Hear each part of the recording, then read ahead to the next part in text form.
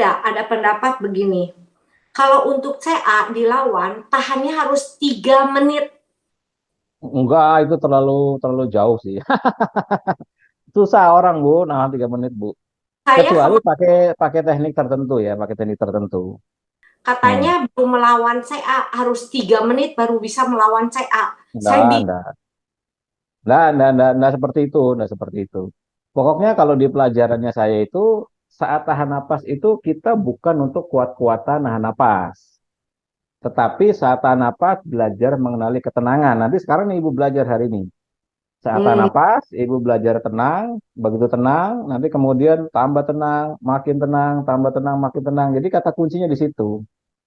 Jadi Mas, bukan untuk kuat-kuatan nahan napas sampai 3 menit misalnya gitu. Enggak perlu, di saya enggak perlu. Kalau di saya kan kita bikin rasional. Orang tahan napas itu harus mulai dari detik yang dia paling mampu dulu. Dia paling mampu dulu. Berapa mampunya? Misalnya 30 detik. Nah, nanti minggu depan naikin jadi 45. Minggu depan naikin jadi 50. Minggu depan naikin terus begitu. Sehingga nanti dia berproses untuk menuju ke situ. Dan sembari berproses, orang itu tetap harus tidak boleh memaksakan diri. Karena CA itu nggak sama kayak orang flu, pilek, demam. CA itu nggak sama perlakuannya seperti itu. Maka harus hati-hati betul. Itulah kenapa di webinar Pak Jarod, saya suka sering bilang, hati-hati ketika kita nanganin sesuatu yang disebut dengan CA itu. Karena CA itu selnya anomali. Namanya anomali itu dia sangat fluktuatif lah. Sangat fluktuatif. Dikasih terlalu keras, dia bisa ngambek. Dikasih terlalu lembut, dia nggak ngerespon. Gitu. Jadi mesti harus hati-hati. Nah itulah kenapa latihan kita ini fokus pada rasa. Sebab begini, teori sederhana. Yang diserang oleh CA kan raganya. Ya kan, dia nyerang apa saja, mungkin paru-paru, mungkin pencernaan, mungkin tulang, mungkin otot, apa. Pokoknya raganya diserang. Tapi kan di badan kita ada pikiran dan ada perasaan. Ya kan, ada pikiran dan ada perasaan. Pikiran dan perasaan itu tidak mungkin bisa diserang oleh sesuatu yang sifatnya fisik. Berarti artinya tidak ada CA pada pikiran kita dan tidak mungkin ada CA pada perasaan kita. Nah, tubuh manusia itu kan satu kesatuan. Pikiran, perasaan termasuk raganya. Ya, artinya lahir batin lah. Nah, pertanyaannya adalah apa jembatan yang menghubungkan antara sesuatu yang abstrak ini dengan sesuatu yang fisik? Sesuatu yang abstrak adalah pikiran dan perasaan, sesuatu yang fisik adalah raga kita. Nah, penghubungnya adalah hormonal dan napas. Hormon dan napas. Ketika seseorang merubah pikirannya menjadi berpikir positif, ketika seseorang merubah perasaannya mengubah menjadi perasaan positif, misalnya rasa syukur, senang gembira sukacita, menghargai, maka pada momentum itu sumber generator perasaan itu akan menghasilkan hormon yang sangat melimpah hmm, selama dia mempertahankan perasaan itu.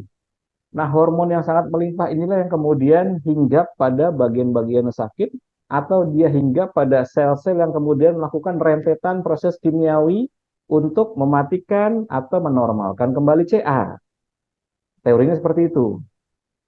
Nah, maka harus bisa dilatih dan dipertahankan terus-menerus supaya pikiran dan perasaan ini memproduksi hormon-hormon yang dibutuhkan, hormon yang diharapkan. Itulah kenapa latihan kita kemarin itu ada rasa senang, gembira, sukacita, ada rasa syukur, dan sebagainya. Supaya menghasilkan hormon-hormon ini. Karena kalau ibu langsung berantem sama CA-nya, nggak bisa. Nggak mungkin bisa. Ada yang bilang pakai pH.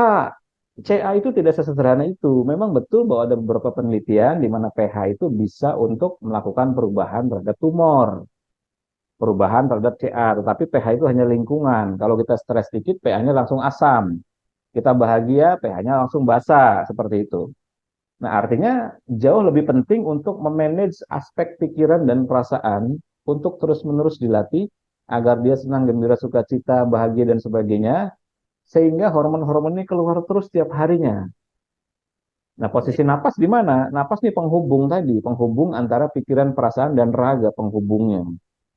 Dari aspek hormonal, ternyata ada aspek lain yang bisa kita pakai untuk mempengaruhi fisik, yakni aspek napas.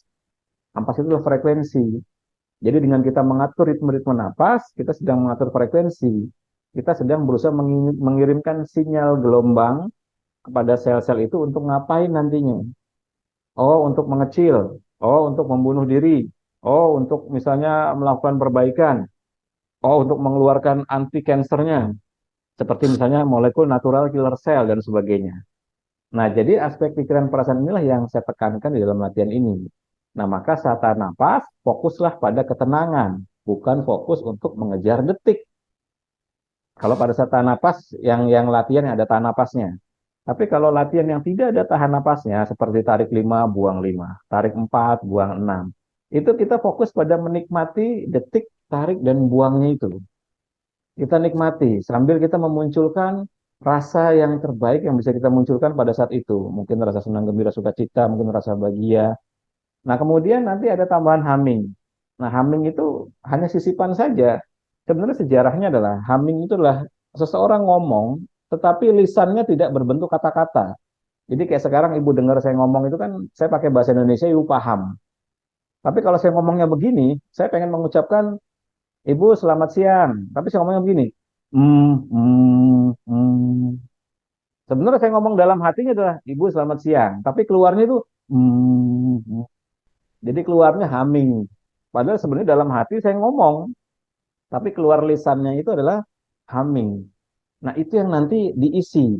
Kalau hanya hummingnya saja, maka kita hanya dapat manfaat molekul nitrik oxide-nya saja secara sains, secara biologi. Tapi kita tidak dapat manfaat pengiriman pesan kepada sel-sel tubuh kita.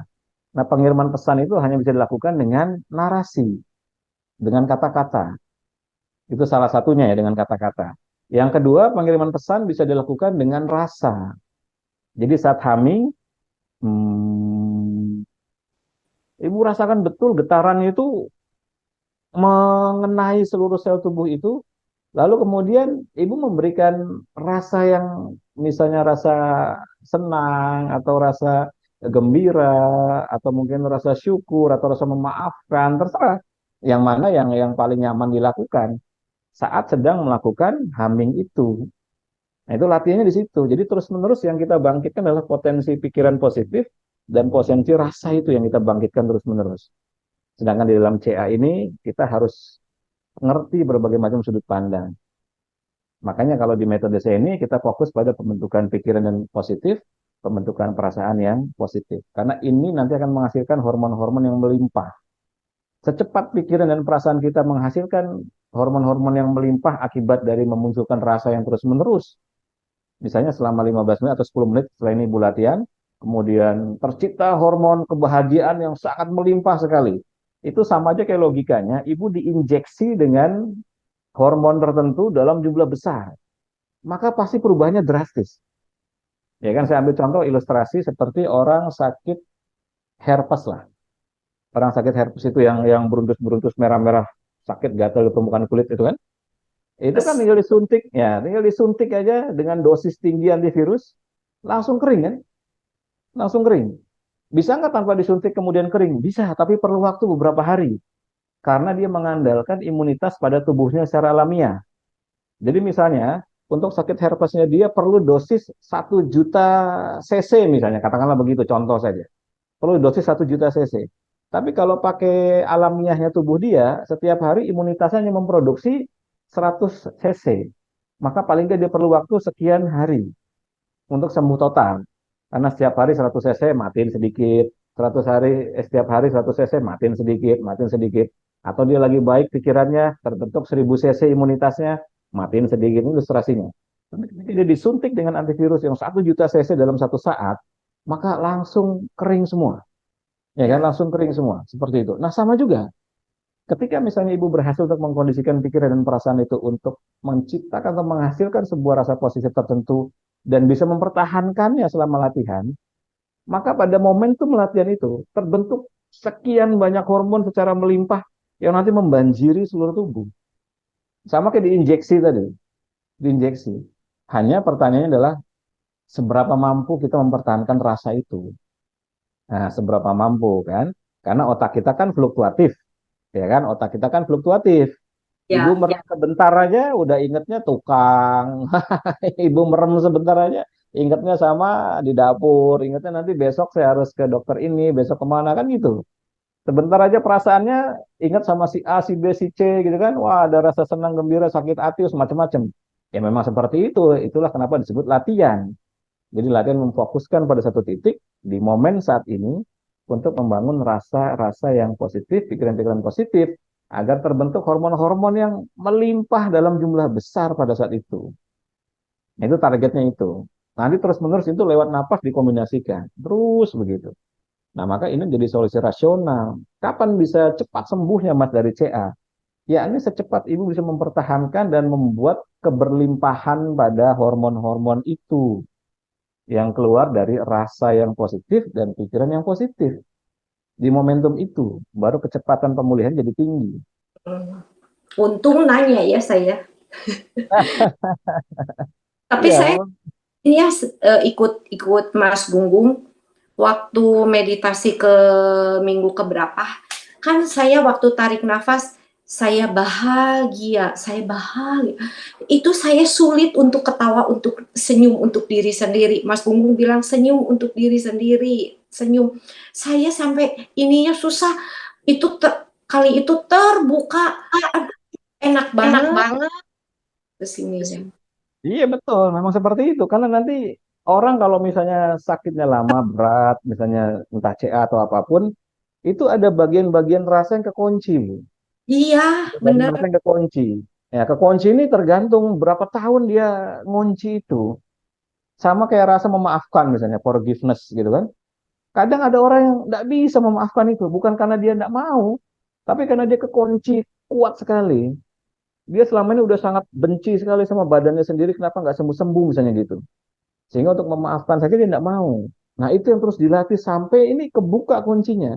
Begitu kebuka kunci itu nanti ada rasa yang sangat unik sekali yang seperti membanjiri ser gitu kan seluruh tubuh seperti membanjiri. Nah itu Iya. yang nanti kita mau mau terus menerus dimunculkan tuh itu sampai kita diulang lagi maka latihannya jadi nggak berat. Sampai ininya susah. Kan Iya, senyum. iya betul. Dilepasinya kenceng sekali. Aduh, kayak kayaknya udah lepas gitu senyum untuk diri sendiri itu kan susah ya, seringnya melihat orang lain senyum nggak ke diri sendiri. Nah itu senyum untuk diri sendiri baru terbuka kemarin.